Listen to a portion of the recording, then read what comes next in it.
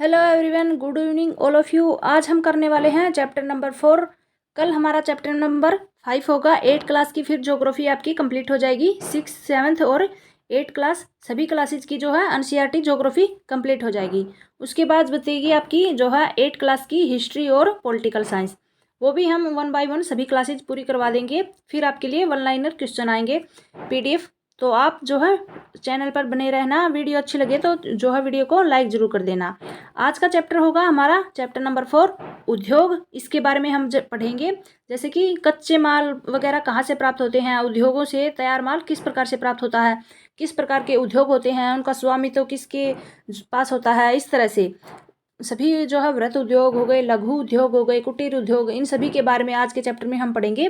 और उद्योग कौन सी क्रियाओं में आते हैं हमारे, कल हमने पढ़ा था प्राथमिक क्रियाओं कृषि के बारे में। उद्योग और विनिर्माण है हमारा किसमें, द्वितीय क्रियाकलाप में आते हैं। तो देखिए ये ऊपर थोड़ी ही समरी दी गई है द्वितीय क्रियाकलाप की, यानी कि एक जैसे कि पेड़ों से कागज किस प्रकार से बनता है, इस तरह से एक बताया गया है कि जो आप कागज यूज करते हैं पढ़ने के लिए, पुस्तकें यूज करते हैं, वो कहाँ से मिलती हैं। लुगदी मिल तक के पेड़ों को ले जाते हैं काट करके और लकड़ी को संशोधित और काष्ठ लुगदी में परिवर्तित करते हैं। काष्ठ लुगदी को रासायनिक द्रव्य के साथ मिलाते हैं और अंत में मशीनों के द्वारा कागज के रूप में इसको परिवर्तित कर देते हैं। उसके बाद कागज को प्रेस में ले जाया जाता है, जहाँ रसायनों से निर्मित स्याही का इस्तेमाल करके वहां पर रेखाएं छाप दी जाती हैं और इसके उपरांत पृष्ठों के अभ्यास पुस्तिका के रूप में बांध करके और पैक करके बिक्री के लिए बाजार में भेज देते हैं और ये आपके हाथों में पहुंचती है। ये ऊपर एक समरी दी गई है, यानी कि कच्चे माल से लेकर के तैयार माल तक की एक स्टोरी दी गई है। इसी से आपको पता चलेगा कि आज के चैप्टर में हम ये सभी पढ़ने वाले हैं। साइड में देखिए, कपास के खेत से अपने घर तक की अपनी कमीज की यात्रा के बारे में पता कीजिए। ये हमने पढ़ा था एक कमीज के बारे में, यानी कि एक चैप्टर का नाम था, हमने 7th क्लास में पढ़ा था लास्ट में। उसमें हमने ये सभी पढ़ा था कि एक कमीज, जो उसकी कहानी हमने पढ़ी थी कि जो तैयार कमीज होता है वो हमें कहाँ से प्राप्त होता है। एक जो है कपास, खेत में कपास बोते हैं ना, वहाँ से लेकर के धागा निकालना हो गया, छोटे छोटे उद्योगों में घरों में धागा बुनना हो गया, फिर क्या है छपाई हो गई, रंग करना उनके ऊपर, और इस तरह से छपाई कताई बुनाई ये सभी करके एक कमीज किस तरह से हमारे हाथ में आता है, ये उसका सफ़र दिया गया था। इसी प्रकार से हम कच्चे माल के बारे में इधर पढ़ेंगे कि कच्चा माल हमें कहाँ से प्राप्त होता है, उससे हम किस चीज़ से कच्चा माल प्राप्त करते हैं और फिर तैयार माल कौन सा प्राप्त करते हैं। ये देखिए हमारा द्वितीय क्रियाकलाप विनिर्माण में कच्चे माल को लोगों के लिए अधिक मूल्य के उत्पादों के रूप में परिवर्तित किया जाता है। जैसा कि आपने देखा लुगदी कागज के रूप में, कागज अभ्यास पुस्तिका के रूप में, ये निर्माण प्रक्रिया 2 चरणों को प्रदर्शित करते हैं। यानी कि क्या है, लुगदी से हमें लुगदी कागज और हमें अभ्यास पुस्तिका के रूप में प्राप्त होता है। अगला होगा हमारा उद्योग का संबंध आर्थिक गतिविधि से है, जो कि वस्तुओं के उत्पादन, खनिजों के निष्कर्षण तथा सेवाओं की व्यवस्था से संबंधित है। इस प्रकार लोहा और इस्पात उद्योग वस्तुओं के उत्पादन में से संबंधित है। कोयला खनन उद्योग कोयलों को धरती से निकालने और इन सभी से संबंधित है, तथा पर्यटन सेवा देने से संबंधित उद्योग भी हैं। सभी प्रकार के उद्योगों के बारे में बताया है। उद्योगों का वर्गीकरण किसके आधार पर किया जाता है, एक सेकंड रुकना। हाँ, उद्योगों का वर्गीकरण कच्चा माल, आकार और स्वामित्व के आधार पर किया जाता है। सबसे पहले हम पढ़ेंगे कच्चा माल। कच्चे माल के बारे में देखिए, कच्चा माल के उपयोग के आधार पर उद्योग कृषि आधारित होंगे, खनिज आधारित उद्योग होंगे, समुद्र आधारित होंगे और वन आधारित उद्योग होंगे। कच्चे माल के आधार पर कितने प्रकार के, 4 प्रकार के उद्योग होंगे। सबसे पहले हम पढ़ेंगे कृषि आधारित उद्योग। कृषि आधारित उद्योग, ये देखिए कच्चे माल के रूप में वनस्पति और जंतु आधारित उत्पादों का उपयोग करते हैं। खाद्य संसाधन, वनस्पति तेल, सूती वस्त्र, डेयरी उत्पाद और चरम उद्योग, ये सभी क्या है, कृषि आधारित उद्योगों के उदाहरण हैं। खनिज आधारित देखिए प्राथमिक उद्योग हैं, जो कि खनिज अयस्कों का उपयोग कच्चे माल के रूप में करते हैं। इन उद्योगों के उत्पाद अन्य उद्योगों का पोषण करते हैं। अयस्क से निर्मित लोहा खनिज होगा आधारित उद्योग का उत्पाद यह कई अन्य उत्पादों के विनिर्माण के कच्चे माल के रूप में प्रयुक्त किया जाता है। जो लौह अयस्क है उसका क्या प्रयोग किया जाता है, कच्चे माल के रूप में अन्य उद्योगों में किया जाता है। जैसे कि भारी भारी मशीनों में, भवन निर्माण सामग्री में, रेल के डिब्बे बनाने में, इन सभी में जो है लौह अयस्क का, लोहा खनिज का क्या है, कच्चे माल के रूप में जो है उपयोग करते हैं। समुद्र आधारित उद्योग हो गए, समुद्रों से हमें कौन सा कच्चा माल प्राप्त होता है, सागरों महासागरों से प्राप्त उत्पादों का उपयोग कच्चे माल के रूप में करते हैं। समुद्री खाद्य प्रसंस्करण उद्योग हो गए और मत्स्य तेल निर्माण इसके कुछ उदाहरण हैं। वन आधारित उद्योग देखिए, वनों से हमें प्राप्त उत्पाद क्या है, उसका उपयोग हम कच्चे माल के रूप में करते हैं। लुगदी एवं कागज उद्योग हो गया औषध रसायन उद्योग, फर्नीचर, भवन निर्माण, वनों से संबंधित ये सभी उद्योग हैं। उद्योगों के आकार के बारे में देखिए। आकार, उद्योगों के आकार का तात्पर्य क्या है? निवेश की गई पूंजी की राशि, नियोजित लोगों की संख्या और उत्पादन की मात्रा से है। आकार के आधार पर उद्योगों को दो भागों में बांटा जाता है, एक तो लघु प्रकार के उद्योग और वृहत आकार के उद्योग, यानी कि छोटे उद्योग और बड़े उद्योग। कुटीर या फिर घरेलू उद्योग, छोटे पैमाने के उद्योग होंगे जिसमें दस्तकारों के द्वारा उत्पादों का निर्माण हाथ से होता है। टोकरी, बुनाई, मिट्टी के बर्तन, अन्य हस्तनिर्मित वस्तुएं कुटीर उद्योगों के उदाहरण हो गए। बड़े पैमाने के उद्योग जो कि बड़ी मात्रा में वस्तुओं का उत्पादन करते हैं और उनकी तुलना में छोटे पैमाने के उद्योग कम पूंजी प्रौद्योगिकी का उत्पाद करते हैं, उपयोग करते हैं। बड़े पैमाने के उद्योगों में पूंजी का निवेश अधिक होगा और प्रयुक्त प्रौद्योगिकी उच्च स्तरीय उद्योग हैं। अगला होगा हमारा रेशम बुनाई और खाद्य प्रक्रमण उद्योग, लघु पैमाने के उद्योग हैं। ऑटोमोबाइल और भारी मशीनों का उत्पादन बड़े पैमाने के उद्योग हैं, यानी कि कुछ लोग मिलकर के, 2-4 लोग मिलकर के एक घरों में ही काम करेंगे, टोकरी वगैरह बनाना, तो ये छोटे उद्योग हो गए। और जो बड़े बड़ी मशीनों से काम करेंगे, बड़ी जगह लेंगे, रेशम बुनाई वगैरह, ऑटोमोबाइल, भारी मशीनों का उत्पादन, ये सभी क्या होगा? बड़े पैमाने के उद्योग हो गए। अगला होगा हमारा स्वामित्व। स्वामित्व के आधार पर उद्योगों को निजी क्षेत्र, राज्य स्वामित्व अथवा सार्वजनिक क्षेत्र, संयुक्त क्षेत्र एवं सहकारी क्षेत्र में वर्गीकृत करते हैं। निजी क्षेत्र के उद्योगों का स्वामित्व एवं संचालन या तो एक व्यक्ति द्वारा या फिर व्यक्तियों के एक समूह के द्वारा किया जाएगा।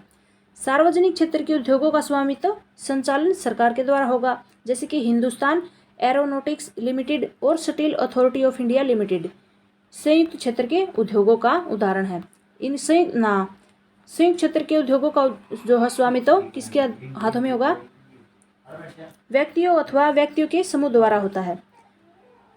मारुति उद्योग लिमिटेड संयुक्त क्षेत्र उद्योग का एक उदाहरण है। सहकारी क्षेत्र के उद्योगों का स्वामित्व एवं संचालन कच्चे माल के उत्पादों एवं पूर्तिकारों, कामगारों एवं दोनों के द्वारा होता है। आनंद मिल्क यूनियन लिमिटेड एवं सुधा डेयरी सहकारी उपक्रम के उत्तम उदाहरण हैं। उद्योगों की अस्तित्व को प्रभावित करने वाले कारक कौन कौन से हैं?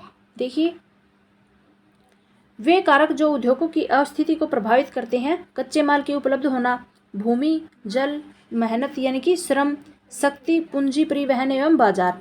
उद्योग उन्हीं स्थानों पर केंद्रित होते हैं जहां इनमें से कुछ या तो ये सभी कारक आसानी से उपलब्ध होते हैं या फिर कभी कभी सरकार कम दाम पर विद्युत उपलब्धता, कम परिवहन लागत एवं अन्य अवसंरचना जैसे प्रोत्साहन प्रदान करती है ताकि पिछड़े क्षेत्रों में भी उद्योग स्थापित किए जा सके। औद्योगिकरण से प्राय नगरों एवं शहरों का विकास एवं वृद्धि होती है, क्योंकि वहाँ पर जो लोग रहते हैं उनको वहाँ पर काम करने को मिलता है, यानी कि उनको पगार मिलती है, उनका जीवन यापन होता है वहाँ पर उद्योगों से। इस प्रकार से वहाँ पर क्या है, तरक्की वगैरह मानी जाती है। जहाँ पर ज़्यादा उद्योग वगैरह होंगे वहाँ पर लोगों को काम मिलेगा। अगला होगा हमारा, देखिए, औद्योगिक तंत्र। औद्योगिक तंत्र में निवेश, प्रक्रम एवं निर्गत शामिल है। निवेश में कच्चे माल, श्रम एवं भूमि की लागत, जल की उपलब्धता, परिवहन, विद्युत एवं अन्य अवसंरचनाएं शामिल हैं। प्रक्रम में कई तरह के क्रियाकलाप शामिल होते हैं जो कि कच्चे माल को परिष्कृत माल में परिवर्तित करते हैं। निर्गत अंतिम उत्पाद एवं इससे अर्जित आय है। सूती वस्त्र उद्योग के संदर्भ में कपास, मानव श्रम, कारखाना और परिवहन लागत निवेश हो सकते हैं। प्रक्रमों में ओटाई, कटाई, बुनाई, रंगाई एवं छपाई शामिल है। कमीज जिसको आप पहनते हैं वह एक उत्पादन है, यानी कि तैयार माल।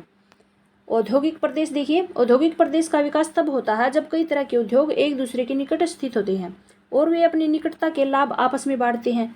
विश्व के प्रमुख औद्योगिक प्रदेश पूर्वोत्तर अमेरिका, पश्चिमी एवं मध्य यूरोप, पूर्वी यूरोप एवं पूर्वी एशिया है।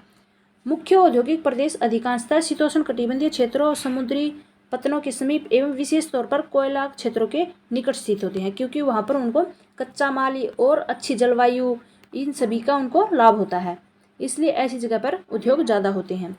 भारत में जो है अनेक औद्योगिक प्रदेश हैं, जैसे कि मुंबई, पुणे समूह, बेंगलोर, तमिलनाडु प्रदेश, हुगली प्रदेश, अहमदाबाद, वडोदरा प्रदेश, छोटा नागपुर औद्योगिक प्रदेश, विशाखापट्टनम, गुंटूर औद्योगिक प्रदेश, गुड़गांव, दिल्ली, मेरठ औद्योगिक प्रदेश और कोल्लम, तिरुवनंतपुरम औद्योगिक प्रदेश। भारत के अनेक औद्योगिक प्रदेश। औद्योगिक विपदा क्या है, यानी कि इनसे नुकसान क्या होता है? उद्योगों में दुर्घटना विपदा मुख्य रूप से तकनीकी विफलता या फिर संकट उत्पन्न करने वाले पदार्थों एवं बेहतरी उपयोगों के कारण घटित होती है। भोपाल में क्या हो गया था? गैस त्रासदी आपने सुनी होगी। भोपाल में 3 दिसंबर 1984 को लगभग 00.30 बजे घटित था। क्या हो गया था? अब तक की सबसे त्रासदपूर्ण क्या है औद्योगिक घटना है। यह एक प्रौद्योगिकी दुर्घटना थी जिसमें यूनियन कार्बाइड की कीटनाशी कारखाने से हाइड्रोजन जो है साइनाइड एवं प्रतिक्रियाशील उत्पादों के साथ साथ अत्यंत विषैली मिथाइल आइसोसाइनेट क्या है MIC गैस का रिसाव हुआ था। और 1989 में सरकारी सूचना के अनुसार 35,598 क्या है व्यक्तियों की मौत हो गई थी। हजारों लोग जो बच गए थे वो आज भी एक से या अधिक बीमारियों से अंधापन या फिर प्रतिरक्षा तंत्र विकृत या फिर आंत्रशोध्य विकृतियों आदि से पीड़ित हैं। यानी कि इन सभी के बारे में हमने पहले भी पढ़ा हुआ है भोपाल गैस त्रासदी के बारे में। इसमें क्या हो गया था, गैस जो लीक हो गई थी ना, उस वजह से कई लोगों की मौत भी हो गई थी और जो बच गए थे उनमें कोई विकलांगता वगैरह अभी भी है। 23 दिसंबर 2005 में चीन के गांव काओ चोंगिंग में गैस कूप विस्फोट से 243 लोगों की मृत्यु और 9,000 लोग दुर्घटनाग्रस्त हो गए थे। इन स्थानों से 64,000 लोगों को विस्थापित किया गया था। कई लोग विस्फोट के बाद न भाग सकने के कारण मर गए थे। वे जो समय पर भाग गए उनकी आंखें, त्वचा, फेफड़े गैस से जो है क्षतिग्रस्त यानी कि उनको हानि हो गई थी।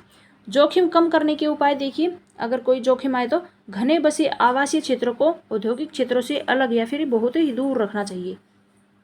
उद्योगों के समीप बसने वाले लोगों को दुर्घटना होने की स्थिति में विषैले खतरनाक पदार्थों के संग्रहण एवं उनके संभव प्रभाव का ज्ञान होना चाहिए। आग की चेतावनी एवं अग्निशमन की व्यवस्था को उन्नत किया जाना चाहिए। विषैले पदार्थों के भंडारण, उनकी क्षमता की सीमा होनी चाहिए और उद्योगों में प्रदूषण नियंत्रण के उपाय को उन्नत किया जाना चाहिए। ये क्या है जो है जोखिम जो होने वाले हैं उनमें उद्योगों में उनको कम करने के कुछ उपाय दिए गए हैं। उभरते हुए उद्योग देखिए, सनराइज उद्योग, ये आपसे एक बार दो बार पहले भी पूछा गया। सनराइज उद्योग किसको कहते हैं? उभरते हुए उद्योगों को सनराइज उद्योगों के नाम से जाने जाते हैं। इनमें सूचना प्रौद्योगिकी, स्वास्थ्य लाभ, सत्कार एवं ज्ञान से संबंधित उद्योग शामिल होते हैं। प्रमुख उद्योगों का वितरण देखिए, कहाँ कहाँ पर वितरण है प्रमुख उद्योगों का। विश्व के प्रमुख उद्योग जो हैं लोहा इस्पात उद्योग, सूती वस्त्र उद्योग, सूचना प्रौद्योगिकी उद्योग है। लोहा इस्पात उद्योग एवं वस्त्र उद्योग काफ़ी पुराने उद्योग हैं, जबकि सूचना प्रौद्योगिकी उद्योग एक नया उभरता यानी सनराइज उद्योग है। वे देश जिसमें लोहा इस्पात उद्योग अवस्थित हैं जर्मनी, संयुक्त राज्य अमेरिका, चीन, जापान, रूस हैं।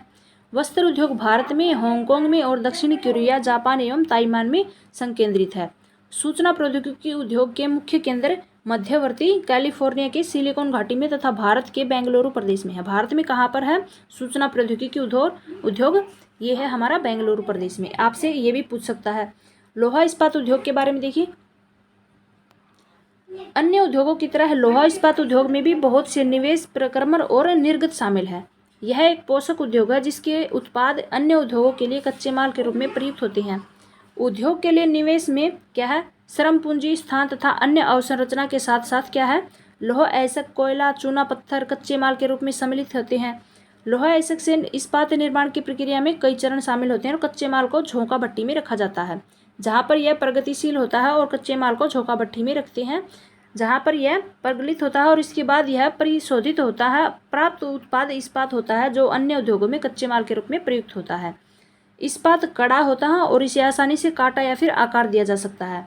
इससे तार बनाए जा सकते हैं। एल्यूमिनियम, निकल, तांबा, ये सभी क्या है इस्पात उद्योगों से कच्चा माल प्राप्त होता है, उससे बनते हैं। जैसी अन्य धातुओं को थोड़ी थोड़ी मात्रा में इस्पात में मिला करके इसकी मिश्र धातुएं बनाई जाती हैं। मिश्र धातु इस्पात को असामान्य कठोरता, दृढ़ता एवं जंग प्रतिरोधक क्षमता प्रदान करती है। इस्पात प्राय आधुनिक उद्योगों का मेरुदंड कहलाता है, यानी कि रीढ़ की हड्डी। इस्पात लगभग सारी वस्तुएं जिनका हम लोग उपयोग या उपभोग करते हैं वे या तो लोहा या इस्पात से बने हैं या फिर इन धातुओं से निर्मित औजारों या मशीनों से बने होते हैं। पोत, रेलगाड़ी, ट्रक, ऑटो अधिकांशतः इस्पात से बने होते हैं। यहाँ तक कि सेफ्टी पिन, सुई जिनका आप उपयोग करते हैं वे सभी इस्पात से बनी होती हैं। तेल कूप इस्पात से बनी मशीनों से जो है वेदित किए जाते हैं। इस्पात की पाइपलाइनों से तेल परिवहित किया जाता है। खनिजों का खनन इस्पात के उपकरणों से होता है। कृषि के यंत्र प्राय इस्पात के बने होते हैं। विशाल भवनों का ढांचा इस्पात से बनाया जाता है। 1800 ईस्वी के पूर्व इस्पात उद्योग वहां स्थित थे जहां पर कच्चा माल, विद्युत आपूर्ति एवं बहता हुआ जल आसानी से उपलब्ध थी।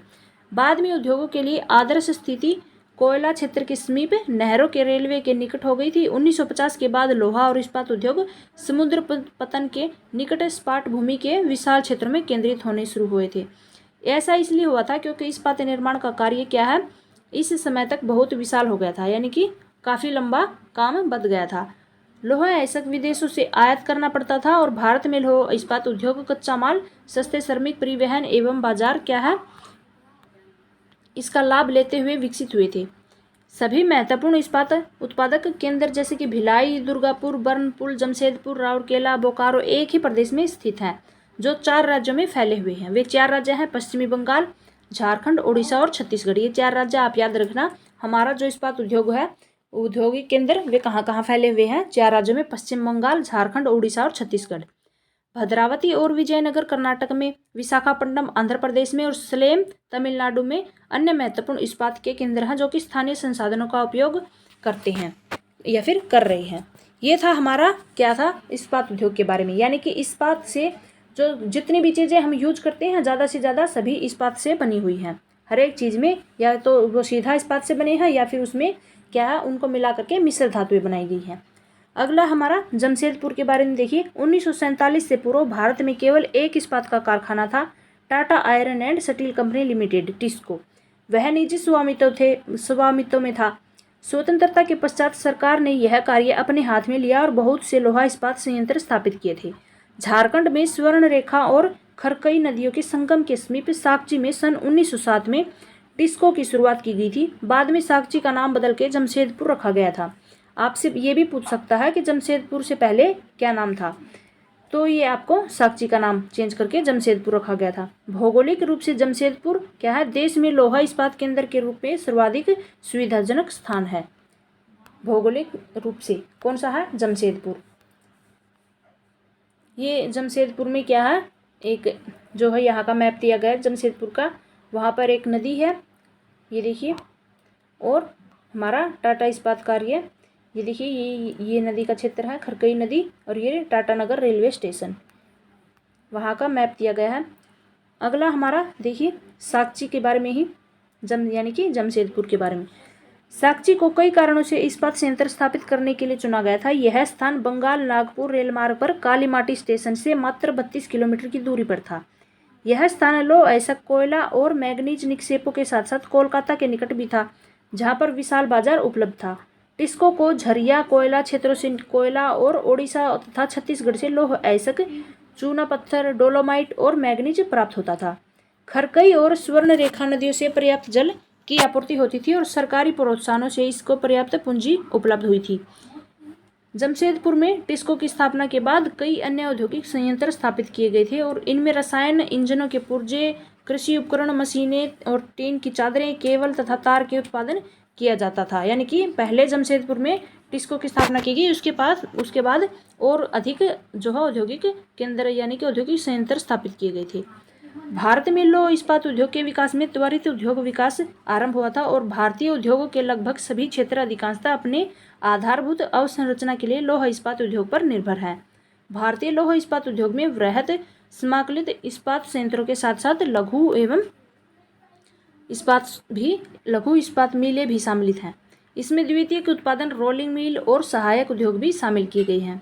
अगला हमारा, पहला था जमशेदपुर, अगला हमारा पिट्सबर्ग है। देखिए, यह संयुक्त राज्य अमेरिका का एक महत्वपूर्ण इस्पात नगर है। पिट्सबर्ग में इस्पात उद्योगों को स्थानीय सुविधाएं उपलब्ध हैं। कच्चा माल जैसे कि कोयला पिट्सबर्ग में ही उपलब्ध है, जबकि लोह अयस्क मिनेसोटा की लोहे की खानों से प्राप्त होता है, जो कि पिट्सबर्ग से लगभग 1500 किलोमीटर की दूरी पर है। इन खानों और पिट्सबर्ग के बीच नौ परिवहन का सर्वोत्तम मार्ग है, ग्रेट लेक्स जलमार्ग आता है। यह अयस्क के नौ परिवहन हेतु सस्ता मार्ग है। ग्रेट लेक्स से पिट्सबर्ग क्षेत्र तक लोह अयस्क रेलगाड़ियों से लाया जाता है और ओहियो, मोनोगलेहा और एल्गनी नदियों से प्राप्त जल प्राप्त होता है, यहाँ पर पानी प्राप्त होता है। आज पिट्सबर्ग में क्या है, बहुत कम बड़ी इस्पाती मिल हैं। ये मिल पिट्सबर्ग के ऊपर मोनोगहेला एवं एग्नी नदी की घाटियों में तथा पिट्सबर्ग के नीचे ओहियो नदी के सहारे स्थित है। परिष्कृत इस्पात स्थल तथा जल दोनों मार्गों द्वारा बाजार में भेजा जाता है। पिट्सबर्ग क्षेत्र में इस्पात मिलों के अतिरिक्त कई अन्य कारखाने हैं और ये रेल पटरी उपकरण तथा भारी मशीनों के उत्पादन तथा इस्पात का उपयोग कच्चे माल के रूप में करते हैं। ये था हमारा आज का चैप्टर। ग्रेट लेक्स के नाम से देखिए, ग्रेट लेक्स के नाम से सुपीरियर, हुरॉन, ओंटारियो, मिशिगन और ईरी हैं। इन 5 झीलों में से सुपीरियर झील सबसे बड़ी है और अन्य की तुलना में उच्च ऊर्ध्व प्रवाह पर स्थित है। तो आपसे यहाँ से ज़्यादा सर क्वेश्चन तो पूछेगा नहीं, बल्कि हमारे लौह इस्पात उद्योग के बारे में ज़रूर पूछ सकता है कि भारत में लौह इस्पात केंद्र कहाँ पर स्थित है, कौन सा सबसे फेमस है, सबसे पहले कहाँ पर लगा था, इन सभी के बारे में हमने पढ़ लिया है। अगर आपको एक बार में समझ में ना आया है तो वीडियो को जो है आप रोक करके अच्छे से पढ़ सकते हैं। जो चीज़ें ज़रूरी होती हैं उनका आप स्क्रीनशॉट ले करके या फिर नोट्स बनाइए साथ के साथ, इससे आपको अच्छे से आपको समझ में आने लगेगा। ये था हमारा आज का चैप्टर उद्योगों के बारे में। वीडियो अच्छी लगे तो वीडियो को लाइक और चैनल को सब्सक्राइब जरूर कर देना। आप सभी से रिक्वेस्ट है वीडियो को शेयर करना ज़्यादा से ज़्यादा, और अच्छे कमेंट करके बताना कि वीडियो आपको कैसी लगी। सभी को मिलते हैं कल अगली वीडियो में। Bye bye.